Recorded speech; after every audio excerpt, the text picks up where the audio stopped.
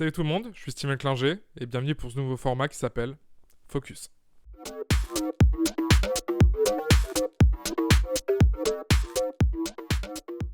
Alors voilà, il y a quelques jours, en fait, ce que j'ai fait, c'est que j'ai demandé à une IA de tout simplement écrire mon contenu à ma place sur LinkedIn pendant une semaine. J'ai utilisé un outil qui s'appelle copy.ai, qui est un outil qui permet, avec quelques inputs, comme type de document, sales mail, post LinkedIn, topic inspirant et quelques infos, par exemple la thématique, peut-être une blague ou deux que vous voulez mettre dedans, etc. Et un ton persuasif, marrant, un ton un peu troll, etc. Donc juste avec ça, en fait, j'ai pu générer plein de publications. Et pendant une semaine, j'ai réussi à faire ça. Ça s'est pas vu, j'ai pas eu le retour. J'ai fait environ 18 000 vues. Impression, hein, pardon LinkedIn, le wording, tout ça. On dit impression maintenant, on dit plus vue. Ce qui est ok tiers. C'est pas... D'habitude, je suis plus aux alentours de 25 000, 30 000 par semaine. Pour celles et ceux qui ont vu passer le post sur Jean Castex, donc le troll un peu... le post inspirant, genre je m'appelle Jean, etc. Je prends le métro, je suis devenu président de RATP, croyant en vos rêves et tout. Walter, si tu vois ça, bonjour à toi. Ça a été fait par une IA.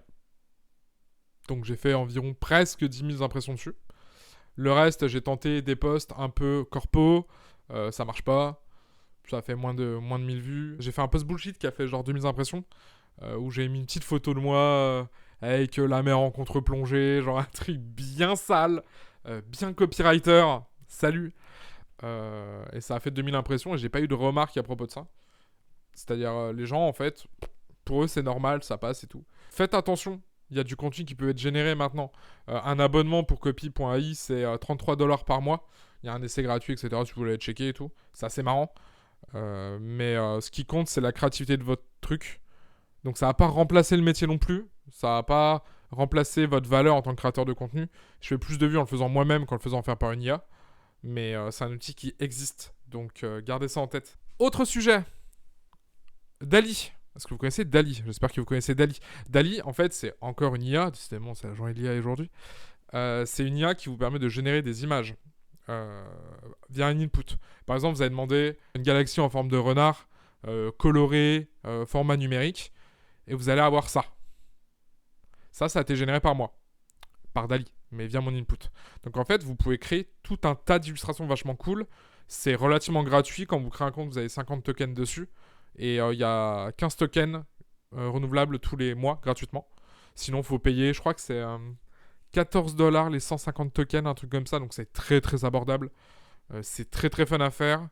Utilisez-le pour vos publications, utilisez-le pour vos contenus, utilisez-le pour vos sites web. Vous pouvez faire des trucs ultra cool. Et ce qui est super bien avec DALL-E, c'est que ce que vous créez vous appartient en fait. Vous pouvez le commercialiser, vous pouvez le vendre. Il y a des visuels 3D qui se font, genre qui sont pixels comme ça, comme celui-là, ou encore celui-là. Donc en fait, vous avez des trucs ultra cool. Donc voilà, pensez-y. Ça remplace pas encore l'être humain. Quoique DALL-E, vraiment, je trouve que c'est un truc ultra bluffant. Moi, je suis dessus tous les jours. J'essaie des trucs tous les jours. J'apprends à parler à la machine. En gros, c'est ça ta valeur en tant qu'être humain quand tu utilises l'application. C'est de choisir les bons mots et d'être assez précis et à la fois pas trop pour pas que ça génère un truc un peu what the fuck. Par exemple, là, j'avais demandé à l'IA de faire une photographie, en fait, d'un enfant qui est sur une pancarte avec écrit bullshit devant un gars habillé un peu type corpo, costard et tout. Et ça a donné ça.